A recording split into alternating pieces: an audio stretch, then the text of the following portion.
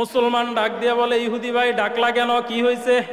ইহুদি ডাক দিয়া বলে, তোমরা বলো আল্লাহ এক, এই কথা তোমরা বিশ্বাস করো, আমাদেরকেও দাওয়াত দাও, আল্লাহ যে এক এটা তুমি কি প্রমাণ করতে পারবানি? মুসলমান ডাক দিয়া বলে, আমার তো এত এলেম নাই, এত জ্ঞান নাই, আমি প্রমাণ করতে পারবো না এক আল্লাহ, আমি প্রমাণ করতে পারবো না আল্লাহর সাথে আর কেউ শরীক নাই। আমাদের মসজিদের ইমাম সাহেব যেমনে যেমনে বলে আমি সেমনে সেমনেই কাজ করি। কিন্তু আমাদের এই জমানায় একজন বড় আল্লাহর ওলি আছেন, একজন বড় জ্ঞানী গুণী মানুষ আছেন, যার নাম ইমামে আজম ইমাম আবু হানিফা। ইমামে আজম ইমাম আবু হানিফারে জিজ্ঞেস করলে সে বলতে পারবে আল্লাহ যে প্রকৃতপক্ষে একজন, আল্লাহ যে আসলেই একজন, এটার প্রমাণ তিনি করে দিতে পারবেন। ইহুদি ডাক দিয়ে বলে, ঠিক আছে ইমাম আবু হানিফারে নিয়ে আসো, দেখি কেমনে প্রমাণ করে। বলে ঠিক আছে, ইমাম আবু হানিফাকে তো ডাকা হবে, কিন্তু একটা দিন তারিখ ঠিক করা দরকার, একটা বসার জায়গাও ঠিক করা দরকার। ধরেন কেওডালা জুন্নুরাইন মাদ্রাসার এই মাঠের মধ্যে ইমাম আবু হানিফা আসবে, সাথে সাথে ইহুদিদের যেই সর্দার আছে সেই সর্দাররাও আসবে। বিশাল মজমা কায়েম করা হলো। এমত অবস্থায় দিন তারিখ নির্ধারণ করা হলো, সব কিছু একসাথে কইরা ইমাম আবু হানিফাকে বলল যে, ও ইমাম আবু হানিফা, আমরা ইহুদিদের সাথে তর্ক লাগছে, ইহুদিদের সাথে একটা বাজি হয়েছে, বাজি যদি আল্লাহ এক এটা প্রমাণ কইরা দিতে পারি, তাহলে সমস্ত ইহুদিরা আপনার হাতে হাত রাইখা কালেমা পড়ে মুসলমান হয়ে যাবে।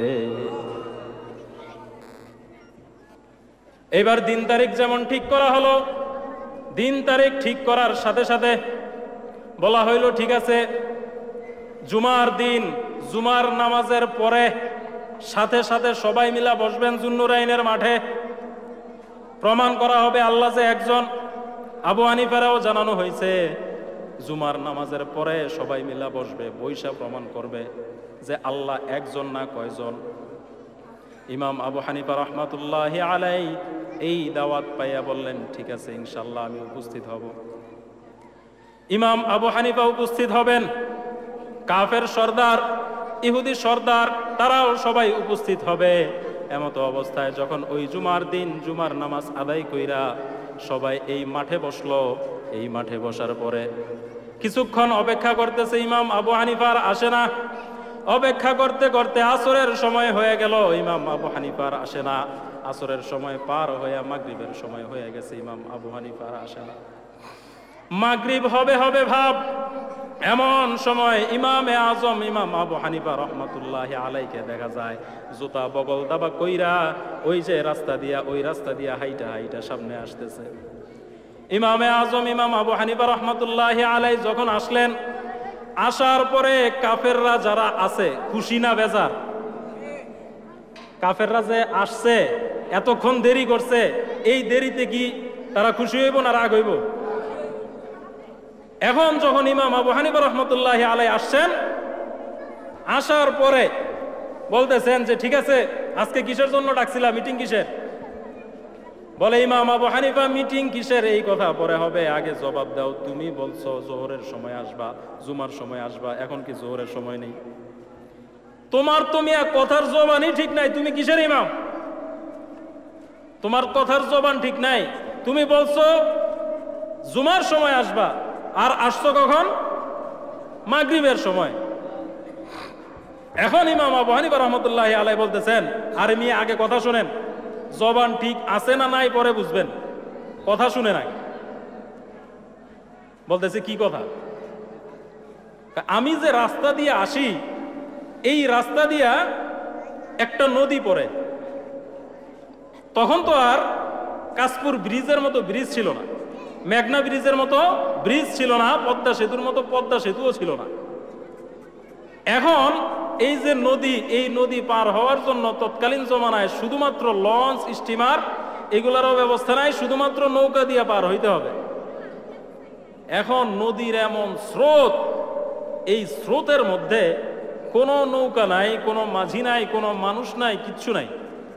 আমি একা একা আবু হানিফা দাঁড়ায় রয়েছি যে এই নদী পার হমু কিভাবে? তখন ইমাম আবু হানিফা রহমতুল্লাহি আলাই বলতেছেন যে আমি আশেপাশে একটু দেখলাম, একটু ঘোরাঘুরি করলাম যে কোনো মানুষ আসেনি, কোনো মানুষ যদি থাকে তার কাছ থেকে একটু সাহায্য সহযোগিতা নিলাম। আমি যখন একটু দূরে গেছি তখন ঠাস করে একটা আওয়াজ হলো। কিসের আওয়াজ? দৌড়ে গিয়ে দেখি যে একটা গাছ সুন্দর মতো কাইটা নিচে পড়ে রয়েছে। তো গাছ একটা নিচে কাইটা পড়ে রয়েছে, গাছ কাটলো কেনা? যখন এটা খোঁজার জন্য আবার এদিক সেদিক গেলাম, তখন আইসা দেখি গাছটা সুন্দর করে চিরা কাইটা কাঠ হয়ে গেছে। তো যখন কাঠ হয়ে গেছে তখন আবার চিন্তা করলাম, আরে এত সুন্দর করে কাঠ কেমনে কাটলো, কে কাটলো এই কাঠ? যখন এই কাঠ কাটুন না লোক না পাইলাম না, তখন আবার একটু ছোটাছুটি করলাম, দেখা দেখি করলাম যে আশেপাশে কেউ আছে কিনা। দেখলাম যে না, কেউ নাই। কিন্তু আমি যখন আসলাম, আসার পরে এমন এক জিনিস দেখলাম যে এই জিনিস দেখে তাজ্জুব হয়ে গেছে। বলে, ইমাম আবু হানিফা কি জিনিস দেখলা? তখন ইমাম আবু হানিফা বলতেছে, এই কাঠ দিয়া এমনি এমনি একটা নৌকা হয়ে গেল। একটা নৌকা হয়ে গেল, পেরেক ডাবানোর মতো কোনো মিস্ত্রিও নাই, কাঠ কাটার মতো কোনো মিস্ত্রি নাই, কোনো কিছুই নাই, কিন্তু এমনি এমনি একটা নৌকা হয়ে গেছে। এই নৌকাটা আবার নদীর মধ্যে আইসা সুন্দর করে ঠেকেও গেছে। আমি আর কোনো কিছু চিন্তা ভাবনা না করে তড়িঘড়ি করে নৌকায় উঠলাম। নৌকায় উঠার সাথে সাথে মাঝি সারা, লগি সারা, বৈঠা সারা, এই নৌকা আমার এইবার থেকে এইবারে আইনে দিচ্ছে। এখন কাফেরের যে সর্দার, ইহুদিগো যে সর্দার, তখন কইতেছে যে ইমাম আজম ইমাম আবু হানিফা তোমার নাম, আমরা তো মনে করছিলাম অনেক জ্ঞানী গুণী, অনেক বুদ্ধিমান মানুষ, কিন্তু এখন তো দেখি তুমি ইমাম তো নাই, বরং আরো পাগল। আচ্ছা, এই কথা কি পাগলেও বিশ্বাস করবো যে এমনি এমনি একটা গাছ কাইটা গেছে, এমনি এমনি গাছ কাইটা কাঠ হয়ে গেছে, এমনি এমনি কাঠ দিয়া নৌকা হয়ে গেছে? মাঝি ছাড়া স্রোত যে নদীতে স্রোত আছে, সেই স্রোতে মাঝি ছাড়া নৌকা পার হয়ে গেছে? এটা কি পাগল ছাড়া কেউ বলবে? তখন ইমামে আজম ইমাম আবু হানিফা বলতেছে, আরে বিষয়টা তো এমনই হয়েছে। ইমাম আজম ইমাম আবু হানিফা রহমাতুল্লাহি আলাইহি এই ঘটনার যখন বর্ণনা করলেন, এই ঘটনা বর্ণনা করার পরে কোন কাফের এই কথা বিশ্বাস করে না, কোন ইহুদি এই কথা বিশ্বাস করে না যে এমনি এমনি গাছ কাইটা কাঠ হইতে পারে, এমনি এমনি কাঠ দিয়া নৌকা হইতে পারে, একটা নৌকা স্রোতের সাগরে মাঝিবিহীন চলতে পারে। এই কথা কারো বিশ্বাস হয় না। তখন ইমামে আজম ইমাম আবু হানিফা ডাক দিয়া বলে, আরে বলদের দল, একটা মাঝি ছাড়া নৌকা যদি নদীতে না চলতে পারে, একটা গাছ যদি নিজে নিজে না কাইটা যদি নৌকা না হইতে পারে, এটা যদি অবিশ্বাস্য মনে হয়, অবাস্তব মনে হয়, আরে বেকলের দল, একটাবার চিন্তা কইরা দেখ, কুল কায়নাত, আসমান জমিন আরশ কুরসি লৌহ কলম গাছপালা নদী নালা এমনি এমনি কিভাবে চলে? এই কথা যখন ইমামে আজম ইমাম আবু হানিফা বললেন, কাফেরের সর্দাররা আর দেরি করে নাই, সঙ্গে সঙ্গে ইমামে আজম ইমাম আবু হানিফার হাতে দইরা কালেমা পইরা মুসলমান হয়ে গেছে। জোরে বলেন সুবহানাল্লাহ। আল্লাহ তাআলা মানুষ বানাইছেন, মানুষ বানায়া মানুষ আল্লাহ তাআলা দুনিয়াতে পাঠাইছেন। দুনিয়াতে আল্লাহ তাআলা মানুষ পাঠায়া মানুষরে কাজ দিছেন দুইটা। কয়টা ভাই? একটু আওয়াজ দিয়েন, কয়টা? দুইটা। এক নাম্বার কাজ হচ্ছে ঈমান আনতে হবে, দুই নাম্বার কাজ হচ্ছে আমলে সালেহ করতে হবে। আল্লাহ তাআলা কালামে পাকে বলেন, ইন্নাল্লাযীনা আমানু, যারা ঈমান আনবে, ওয়া আমিলুস সালিহাত, আমলে সালেহ করবে, কানাত লাহুম জান্নাতুল ফিরদাউসি নুজুলা।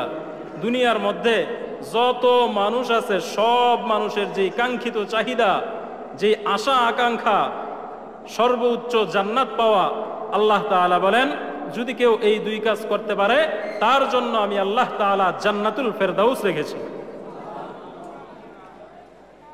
ইন্নাল্লাযীনা আমানু ওয়া আমিলুস সালিহাতি কানাত লাহুম জান্নাতুল ফিরদাউসি নুজুলা। আল্লাহ ডাক দিয়া বলে, বান্দা, আমি আল্লাহ তাআলা তোমাদের জন্য দুনিয়ার মধ্যে দুইটা কাজ রেখেছি। এক নাম্বার কাজ হচ্ছে এক আল্লাহ তাআলার উপরে ঈমান আনবা, প্রকৃত মুমিন হইবা। 2 নাম্বার কাজ হচ্ছে আমলে সালেহ করবা।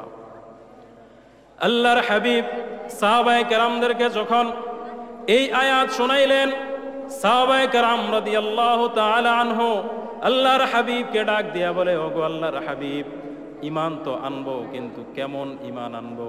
শুধুমাত্র এক আল্লাহর উপরে ঈমান আনলেই কি হবে, না আরো কিছুর উপরে ঈমান আনতে হবে? আল্লাহর হাবিব ডাক দিয়া বলে, ও সাহাবীরা শোনো, শুধুমাত্র এক আল্লাহর উপরে ঈমান আনবা এতেই যথেষ্ট নয়, তোমাদেরকে আরো 6টা বিষয়ের উপরে ঈমান আনতে হবে। মোট 7টা বিষয়ের উপরে ঈমান আনতে হবে। কয়টা বিষয় ভাই? মোট 7টা বিষয়ের উপরে ঈমান আনতে হবে। আমরা যারা ছোটবেলায় মক্তবে পড়ছি, আমরা সবাই এই ঈমানের যে 7টা স্তর, যে 7টা বিষয়, এই 7টা বিষয় আমরা পড়াশোনা করছি। হয়তো এখন বৃদ্ধ হয়ে গেছি, মনে নাই, কিন্তু পড়ছি। ইমানে মুফাসসাল নামে একটা ঈমান আমগরে পড়াইছে, মক্তবের হুজুররা পড়াইছে, মনে আছে না? এই ইমানে মুফাসসালের মধ্যে 7টা যেই ইমানের স্তর বা যেই 7টা বিষয়, এই 7টা বিষয় আল্লাহর নবী মুহাম্মদুর রাসূলুল্লাহ সাল্লাল্লাহু আলাইহি ওয়াসাল্লাম খুব সুন্দরভাবে উল্লেখ করে দিয়েছেন।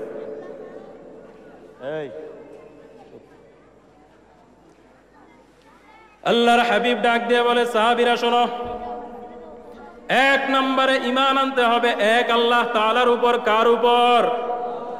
এক আল্লাহ তাআলার উপরে তোমাদেরকে ঈমান আনতে হবে।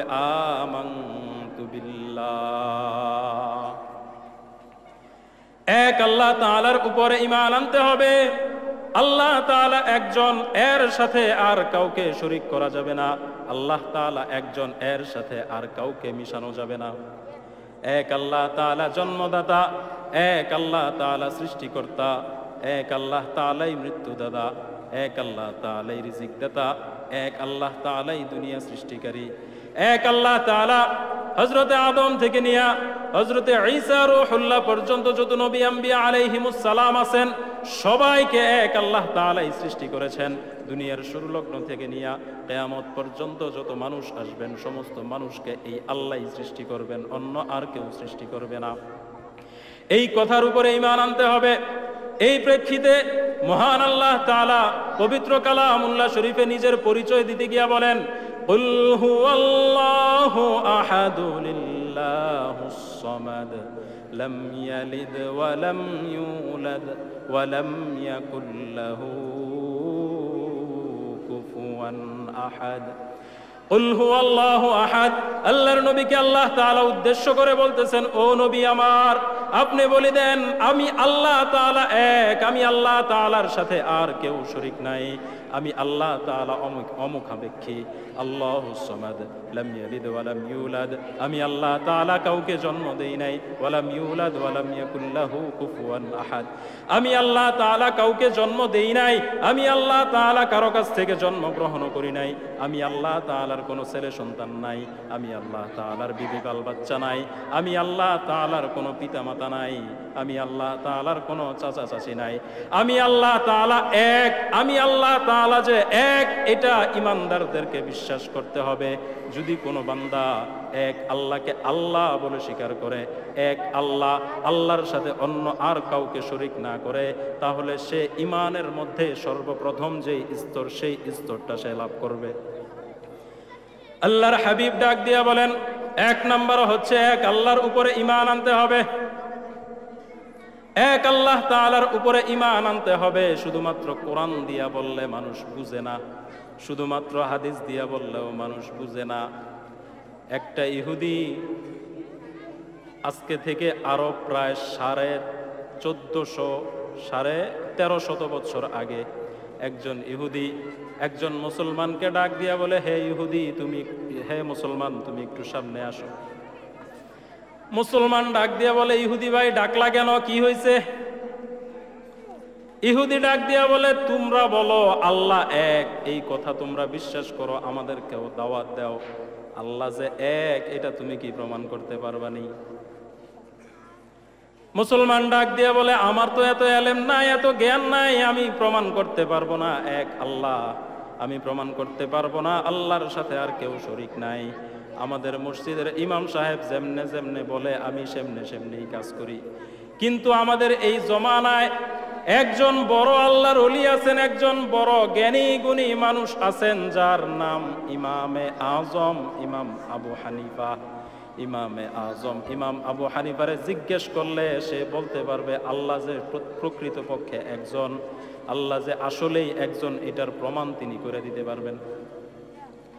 ইহুদি ডাক দিয়ে বলে, ঠিক আছে ইমাম আবু হানিফারে নিয়ে আসো, দেখি কেমনে প্রমাণ করে। বলে ঠিক আছে, ইমাম আবু হানিফাকে তো ডাকা হবে, কিন্তু একটা দিন তারিখ ঠিক করা দরকার, একটা বসার জায়গাও ঠিক করা দরকার। ধরেন কেওডালা জুন্নুরাইন মাদ্রাসার এই মাঠের মধ্যে ইমাম আবু হানিফা আসবে, সাথে সাথে ইহুদিদের যেই সর্দার আছে সেই সর্দাররাও আসবে। বিশাল মজমা কায়েম করা হলো। এমত অবস্থায় দিন তারিখ নির্ধারণ করা হলো, সব কিছু একসাথে কইরা ইমাম আবু হানিফাকে বলল যে, ও ইমাম আবু হানিফা, আমরা ইহুদিদের সাথে তর্ক লাগছে, ইহুদিদের সাথে একটা বাজি হয়েছে, বাজি যদি আল্লাহ এক এটা প্রমাণ কইরা দিতে পারি, তাহলে সমস্ত ইহুদিরা আপনার হাতে হাত রাইখা কালেমা পড়ে মুসলমান হয়ে যাবে। এবার দিন তারিখ যেমন ঠিক করা হলো, দিন তারিখ ঠিক করার সাথে সাথে বলা হইল, ঠিক আছে জুমার দিন, জুমার নামাজের পরে সাথে সাথে সবাই মিলা বসবেন জুন্নুরাইনের মাঠে, প্রমাণ করা হবে আল্লাহ যে একজন। আবু হানিফারাও জানানো হয়েছে জুমার নামাজের পরে সবাই মিলা বসবে, বৈশা প্রমাণ করবে যে আল্লাহ একজন না কয়জন। ইমাম আবু হানিফা রহমাতুল্লাহি আলাইহি এই দাওয়াত পাইয়া বললেন, ঠিক আছে ইনশাআল্লাহ আমি উপস্থিত হব। ইমাম আবু হানিফা উপস্থিত হবেন, কাফের সর্দার, ইহুদি সর্দার, তারাও সবাই উপস্থিত হবে। এমত অবস্থায় যখন ওই জুমার দিন জুমার নামাজ আদায় কইরা সবাই এই মাঠে বসলো, এই মাঠে বসার পরে কিছুক্ষণ অপেক্ষা করতেছে, ইমাম আবু হানিফার আসে না। অপেক্ষা করতে করতে আসরের সময় হয়ে গেল, ইমাম আবু হানিফার আসে না। আসরের সময় পার হয়ে মাগরিবের সময় হয়ে গেছে, ইমাম আবু হানিফার আসে না। মাগরিব হবে হবে ভাব, এমন সময় ইমামে আজম ইমাম আবু হানিফা রহমাতুল্লাহি আলাইকে দেখা যায় জুতা বগল দাবা কইরা ওই যে রাস্তা দিয়া, ওই রাস্তা দিয়া হাইটা হাইটা সামনে আসতেছে। ইমামে আজম ইমাম আবু হানিফা রহমাতুল্লাহি আলাই যখন আসলেন, আসার পরে কাফেররা যারা আছে খুশি না বেজার? কাফেররা যে আসছে, এতক্ষণ দেরি করছে, এই দেরিতে কি তারা খুশি হইব না রাগ হইব? এখন যখন ইমাম আবু হানিফা রহমতুল্লাহি আলাই আসছেন, আসার পরে বলতেছেন যে ঠিক আছে আজকে কিসের জন্য ডাকছিলা, মিটিং কিসের? বলে ইমাম আবু হানিফা, মিটিং কিসের এই কথা পরে হবে, আগে জবাব দাও, তুমি বলছো জোহরের সময় আসবা, জুমার সময় আসবা, এখন কি জোহরের সময় নেই? তোমার তো মিয়া কথার জবানই ঠিক নাই, তুমি কিসের ইমাম? তোমার কথার জবান ঠিক নাই, তুমি বলছো জুমার সময় আসবা, আর আসছো কখন? মাগরিবের সময়। এখন ইমাম আবু হানিফা রহমতুল্লাহি আলাই বলতেছেন, আরে মিয়া আগে কথা শুনেন, জবান ঠিক আছে না নাই পরে বুঝবেন, কথা শুনে নাই। বলতেছে কি কথা? আমি যে রাস্তা দিয়ে আসি, এই রাস্তা দিয়া একটা নদী পড়ে। তখন তো আর কাশপুর ব্রিজের মতো ব্রিজ ছিল না, মেঘনা ব্রিজের মতো ব্রিজ ছিল না, পদ্মা সেতুর মতো পদ্মা সেতুও ছিল না। এখন এই যে নদী, এই নদী পার হওয়ার জন্য তৎকালীন জমানায় শুধুমাত্র লঞ্চ, স্টিমার এগুলারও ব্যবস্থা নাই, শুধুমাত্র নৌকা দিয়ে পার হইতে হবে। এখন নদীর এমন স্রোত, এই স্রোতের মধ্যে কোনো নৌকা নাই, কোনো মাঝি নাই, কোনো মানুষ নাই, কিচ্ছু নাই। আমি একা একা আবু হানিফা দাঁড়ায় রয়েছি যে এই নদী পার হমু কিভাবে? তখন ইমাম আবু হানিফা রহমতুল্লাহি আলাই বলতেছেন যে আমি আশেপাশে একটু দেখলাম, একটু ঘোরাঘুরি করলাম যে কোনো মানুষ আসেনি, কোনো মানুষ যদি থাকে তার কাছ থেকে একটু সাহায্য সহযোগিতা নিলাম। আমি যখন একটু দূরে গেছি তখন ঠাস করে একটা আওয়াজ হলো। কিসের আওয়াজ? দৌড়ে গিয়ে দেখি যে একটা গাছ সুন্দর মতো কাইটা নিচে পড়ে রয়েছে। তো গাছ একটা নিচে কাইটা পড়ে রয়েছে, গাছ কাটলো কেনা। যখন এটা খোঁজার জন্য আবার এদিক সেদিক গেলাম, তখন আইসা দেখি গাছটা সুন্দর করে চিরা কাইটা কাঠ হয়ে গেছে। তো যখন কাঠ হয়ে গেছে তখন আবার চিন্তা করলাম, আরে এত সুন্দর করে কাঠ কেমনে কাটলো, কে কাটলো এই কাঠ? যখন এই কাঠ কাটুই না লোক না পাইলাম না, তখন আবার একটু ছোটাছুটি করলাম, দেখা দেখি করলাম যে আশেপাশে কেউ আছে কিনা। দেখলাম যে না, কেউ নাই। কিন্তু আমি যখন আসার পরে এমন এক জিনিস দেখলাম যে এই জিনিস দেখা তাজ্জুব হয়ে গেছে। বলে, ইমাম আবু হানিফা কি জিনিস দেখলা? তখন ইমাম আবু হানিফা বলতেছে, এই কাঠ দিয়া এমনি এমনি একটা নৌকা হয়ে গেল।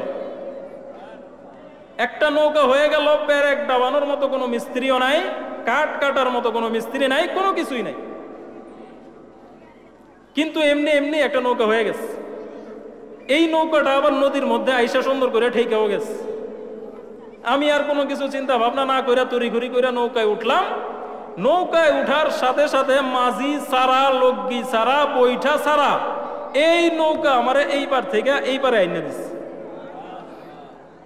এখন কাফেরের যে সর্দার, ইহুদিগো যে সর্দার, তখন কইতেছে যে ইমাম আজম ইমাম আবু হানিফা তোমার নাম, আমরা তো মনে করছিলাম অনেক জ্ঞানী গুণী, অনেক বুদ্ধিমান মানুষ, কিন্তু এখন তো দেখি তুমি ইমাম তো নাই, বরং আরো পাগল। আচ্ছা, এই কথা কি পাগলেও বিশ্বাস করবো যে এমনি এমনি একটা গাছ কাইটা গেছে, এমনি এমনি গাছ কাইটা কাঠ হয়ে গেছে, এমনি এমনি কাঠ দিয়া নৌকা হয়ে গেছে, মাঝি ছাড়া স্রোত যে নদীতে স্রোত আছে সেই স্রোতে মাঝি ছাড়া নৌকা পার হয়ে গেছে? এটা কি পাগল ছাড়া কেউ বলবে? তখন ইমামে আজম ইমাম আবু হানিফা বলতেছে, আরে বিষয়টা তো এমনই হয়েছে। ইমাম আজম ইমাম আবু হানিফা রহমাতুল্লাহি আলাই এই ঘটনার যখন বর্ণনা করলেন, এই ঘটনা বর্ণনা করার পরে কোন কাফের এই কথা বিশ্বাস করে না, কোন ইহুদি এই কথা বিশ্বাস করে না যে এমনি এমনি গাছ কাইটা কাঠ হইতে পারে, এমনি এমনি কাঠ দিয়া নৌকা হইতে পারে, একটা নৌকা স্রোতের সাগরে মাঝিবিহীন চলতে পারে, এই কথা কারো বিশ্বাস হয় না। তখন ইমামে আজম ইমাম আবু হানিফা ডাক দেয়া বলে, আরে বলদের দল, একটা মাঝি ছাড়া নৌকা যদি নদীতে না চলতে পারে, একটা গাছ যদি নিজে নিজে না কাইটা যদি নৌকা না হইতে পারে, এটা যদি অবিশ্বাস্য মনে হয়, অবাস্তব মনে হয়, আরে বেকলের দল, একটা বার চিন্তা কইরা দেখ, কুল কায়নাত, আসমান জমিন আরশ কুরসি লৌহ কলম গাছপালা নদী নালা এমনি এমনি কিভাবে চলে? এই কথা যখন ইমামে আজম ইমাম আবু হানিফা বললেন, কাফেরের সর্দাররা আর দেরি করে নাই, সঙ্গে সঙ্গে ইমামে আজম ইমাম আবু হানিফার হাতে দইরা কালেমা পইরা মুসলমান হয়ে গেছে। জোরে বলেন সুবহানাল্লাহ।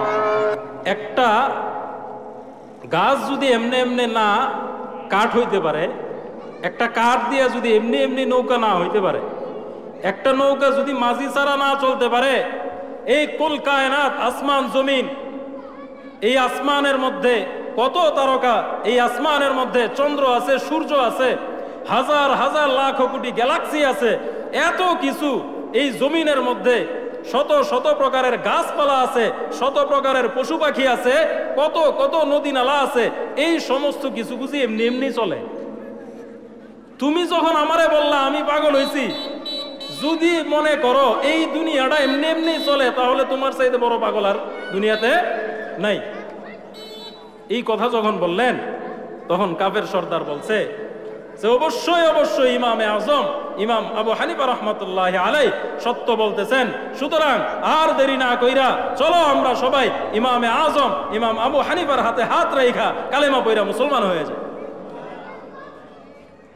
এইভাবে ইমামে আজম ইমাম আবু হানিফা রহমাতুল্লাহি আলাইহি দ্বীনের দাওয়াত দিয়েছেন।